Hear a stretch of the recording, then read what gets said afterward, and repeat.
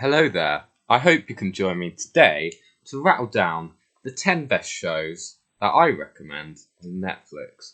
There's a lot of shows on Netflix, a lot of original shows, a lot of shows from other broadcasters, and a lot that I will have missed out that I just didn't put in the list, but nearly would have made it, or that I haven't watched yet. So there's a lot more than what I recommend here, and a lot of these choices have probably been recommended to you before. You may have seen some of them, so let's go down the list, and hopefully there'll be at least one you haven't seen.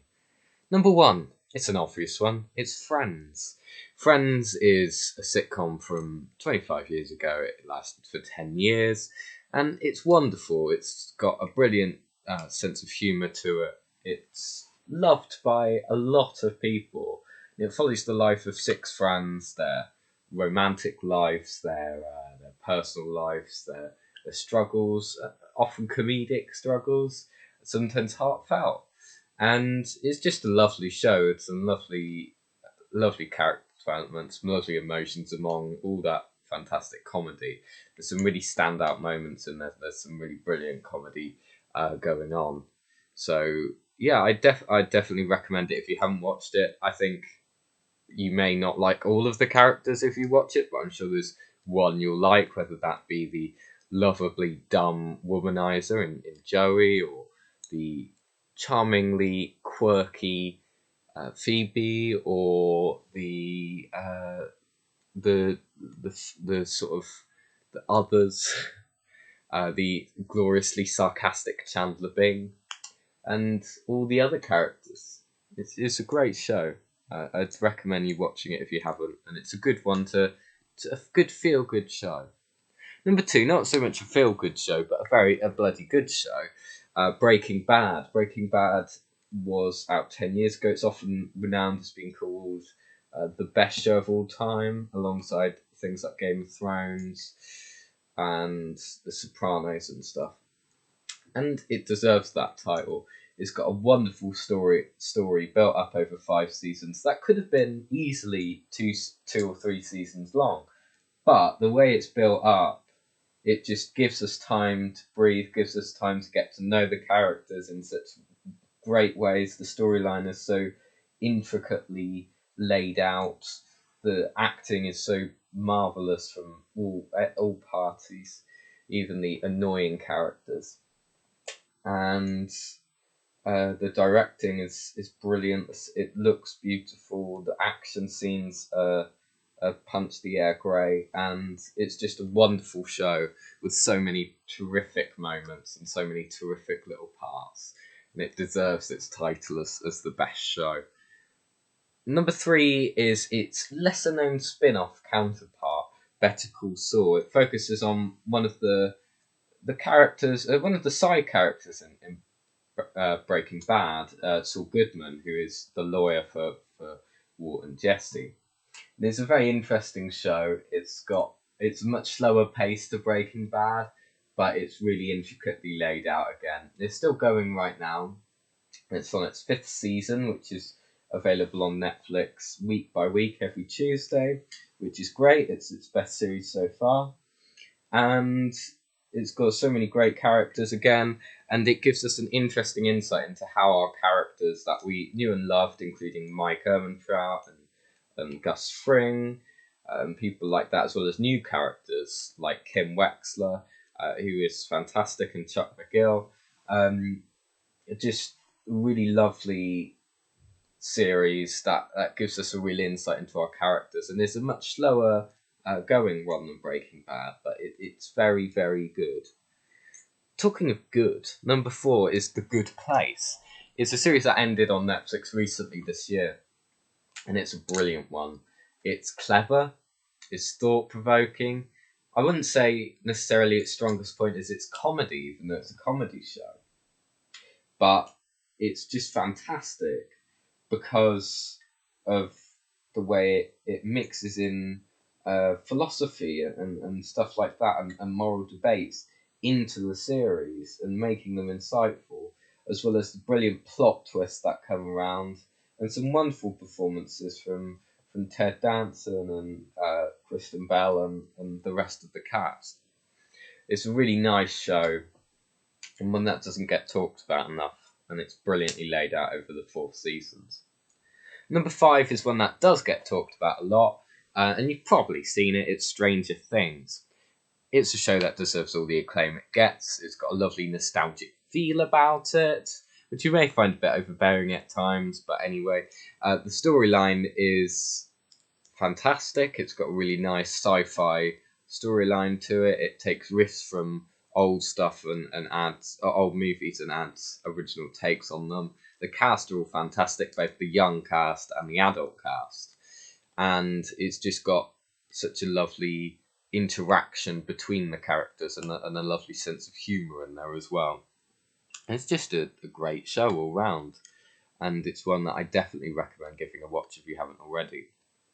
Number 6 is Jessica Jones, another show that doesn't get talked about that much.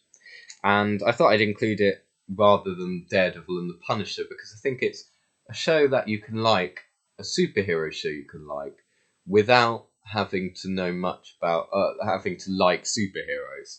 Because a lot of people don't like the superhero genre. It's really unique. It's like a detective show about a person with superpowers. Kristen Ritter is fantastic as Jessica Jones, a really snarky, drunken superhero. And David Tennant, who played the 10th Doctor in Doctor Who, is brilliant as the villain Kilgrave. And it's just a fantastic series, particularly the first series, but the second and third series are great too. It's got a slow pace, but it's really lovely in the way it builds up and the way it considers everything. And it's a brilliant series that I would definitely recommend. Another show that gets a lot of acclaim, and you may have seen, Rick and Morty, is number 7.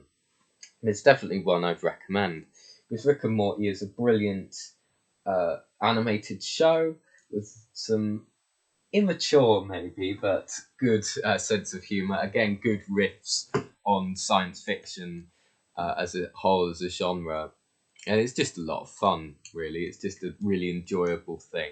A lot of people, some people find it overrated. Or maybe it isn't quite as good as people make out, but it's still very good.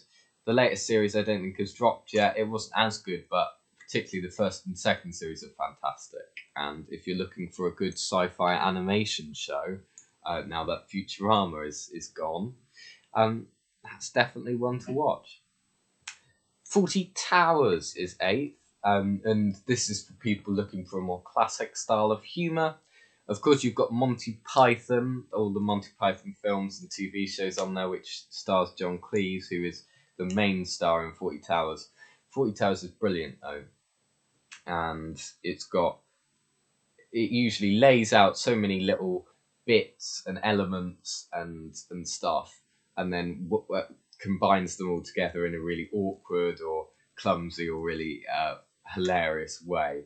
There's some brilliant episodes like the Germans episode or the Dead Body episode, and it's just a really hilarious, witty show, and John Cleese is very funny in it, and everyone's really funny in it. And if you haven't watched it yet, just go and have a watch of it. Maybe not start at episode 1. You could watch it in any order, but yeah, it's a lot of fun.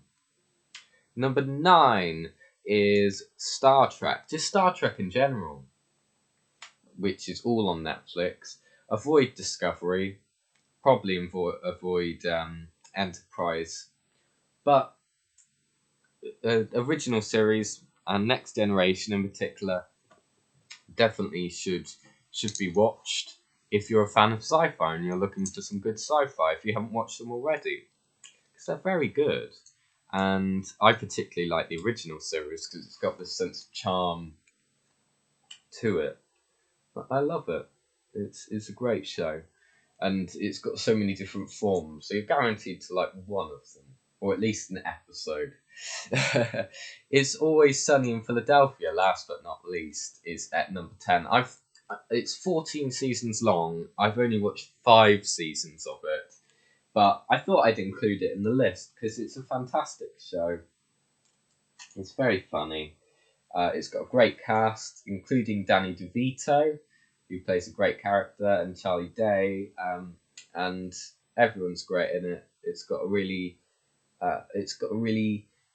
good way about it, and it defies the stereotypes of American comedy, I think, and I really like that. It's exactly the opposite of what you'd expect, and they tackle some interesting topics, and it's very funny at most times. So definitely watch that, and watch all 10 of them. Watch some of them during this period of self-isolation, because you may be struggling for TV shows to watch. So that's what I'd recommend. And I'm sure there were others, so if you've got any you'd recommend below, please leave them there. I may do part 2 of this with some more great shows, because there's a lot more that I didn't get to include, because I could only include 10. So, next time, I may do a video like this on other platforms, so Amazon Prime, BBC iPlayer, ITV Hub, Channel 4 Player, Disney Plus, that sort of thing. What great shows there are on there that I'd recommend. So stay tuned for that.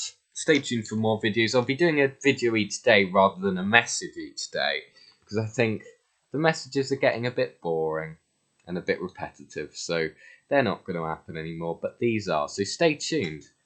Enjoy.